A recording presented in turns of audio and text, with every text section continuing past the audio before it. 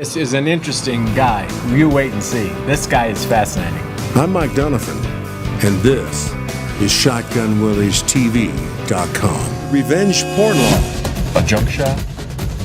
You didn't tell me about this place.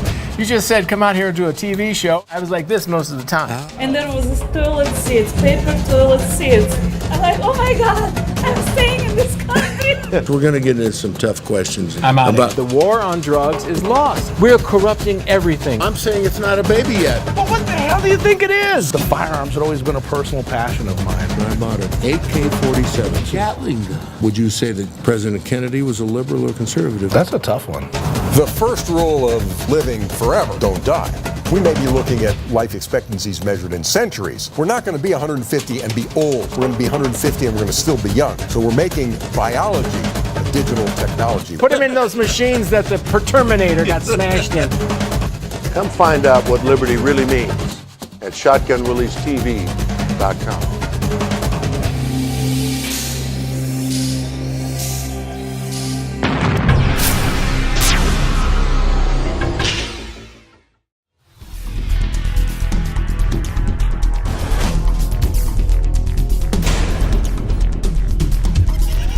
Welcome back to ShotgunWilliesTV.com. Let's talk about the fact that Tom Tancredo, years ago, came out against the war on drugs. Now, if you were talking about my friend Tom, you would be talking about how much he hates immigrants, how much he hates individuals who come in, how much he is for cheap labor, how much he is for the educational system and destroying small classrooms, and how much, all this hater stuff. Well, the hater stuff's really, really interesting because Tom was actually the first politician to come out against the war on drugs and the war on drugs on the border and the fact that lives were being destroyed. Tom, you and I met years ago to talk about the fact that you wanted to come out as the pro-marijuana candidate. Now, pro, I mean stop the war on hemp. Now, subsequently, you know, politically, I've come out, as you did, much later than you did, saying this prohibition on marijuana is killing people on the borders. You're the only congressman that I know of, that I personally know, has visited the border. You've seen what is actually happening, and you calculated the devastation on this country. Now, I had the pleasure of meeting your campaign advisor, Babe Buchanan, who told you, get away from this guy because he agrees with you on marijuana. That's right. You were the first guy, unbeknownst to most people in Colorado, to come out against the war on hemp.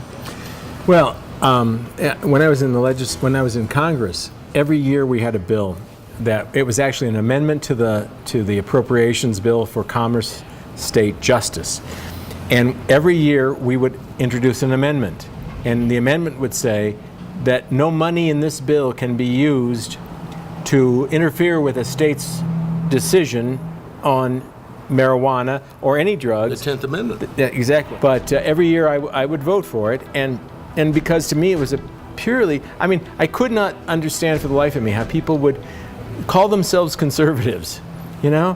And what does that mean? Well, they talk about it all the time. It means less government control of your life. It means the states have primacy. It means the 10th Amendment matters, right?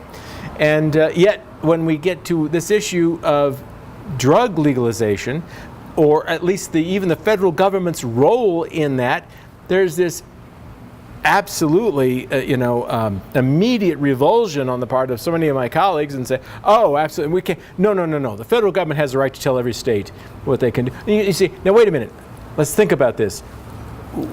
Show me in this document here, it's called the Constitution.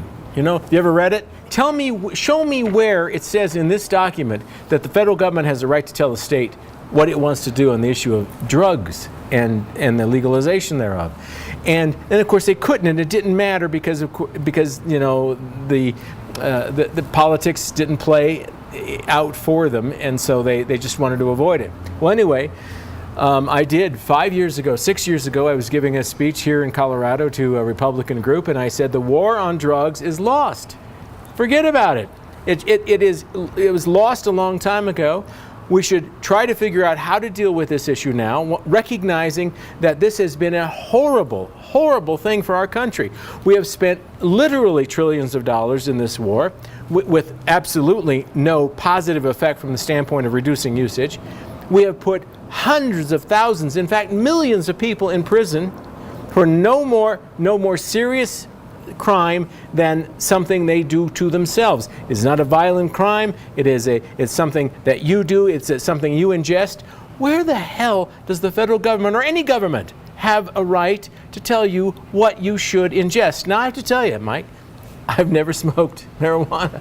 I've never eaten a marijuana cookie or ingestible of any kind. But that's got nothing to do with it. I mean, this is my it's not thing. bad, is it? No, and a little wine, that's where I go. But if you wanted to, what business is it of mine to tell you that? Tom, aren't you really trying to prevent immigration? Isn't this a ruse? Immigration. Somehow, Yeah. aren't you preventing the people that are coming across the border just based on this drug scare? Oh my gosh.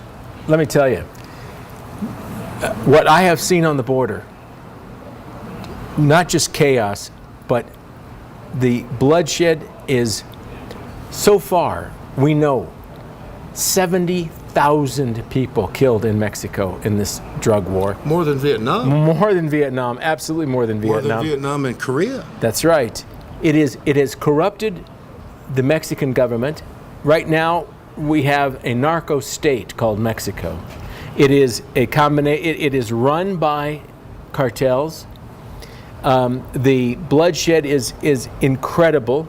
The corruption of every legitimate organ of government, city council, legislature, a police department, all of them have been corrupted by the money that's involved here. And believe me, that did not stop at the border. It is corrupting the same groups, the same systems in the United States. It is a horrible thing. Look, I don't encourage people to take drugs. I certainly don't think they're benign. But I'm also saying that our efforts as a government, you have to think about what is the benefit to society. Weigh this. What's the benefit? How is society harmed opposed to how is society benefited by the war on drugs? And from my point of view, there is absolutely, it's an easy call. Society has been thoroughly harmed, has been mortally wounded in many ways because of this stupid war. And here's the other thing, Mike.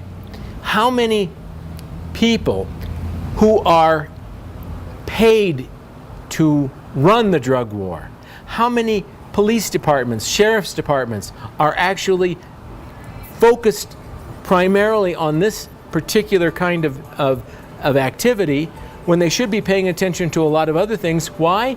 Because that's where they get the money.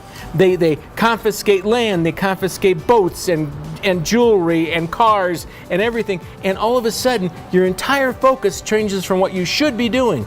We're corrupting everything with this war on drugs.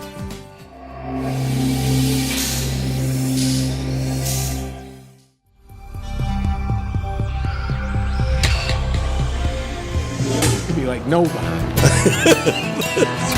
Tune in next week to find out the irreverent truth about the things no one talks about. ShotgunWilliesTV.com.